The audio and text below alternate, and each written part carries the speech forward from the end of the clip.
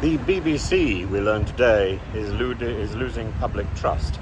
I'm not surprised over a string of failures.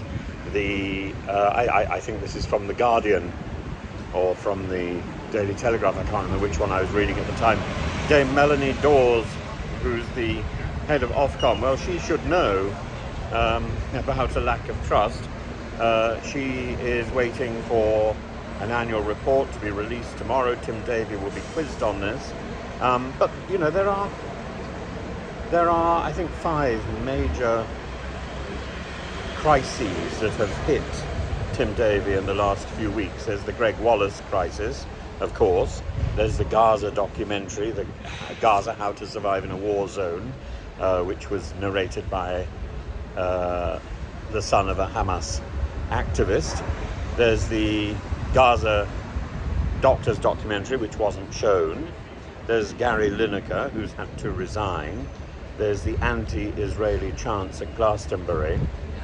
It's sort of one thing after another. Lisa Nandy has asked why nobody has been fired for airing the Gaza: How to Survive a War Zone. She probably also wants to know why nobody's been fired about the anti-Israeli chants at Glastonbury. But all of this erodes public trust and confidence, and particularly by the BBC's failure to respond to complaints, failure to respond to crises with any degree of speed.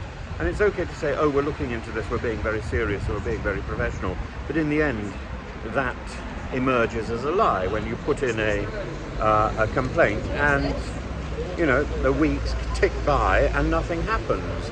And you get ridiculous letters back that you can't respond to. This isn't a complaint system.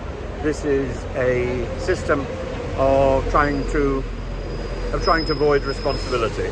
That's what happens on a small scale, and that's what happens on a big scale. It's what Tim Davie does, and it's what the BBC does. It's about avoiding responsibility and at the same time taking the cash from the license fee. I'm not suggesting the license fee should stop.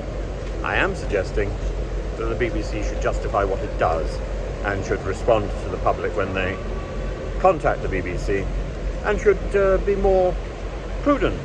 This obsession with fact-checking, an entire department employing 60 people to fact-check. Fact-check is what journalists routinely do. They don't need extra validation with an entire department dedicated to fact-checking.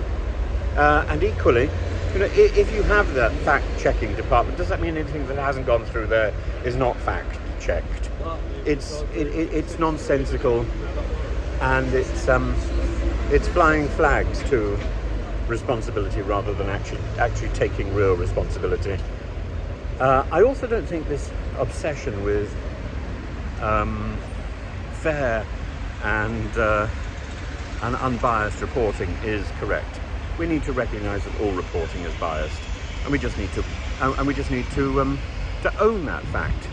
This person tells us this story with this particular background, and that person tells us that story with that particular background, and it's up to the viewer.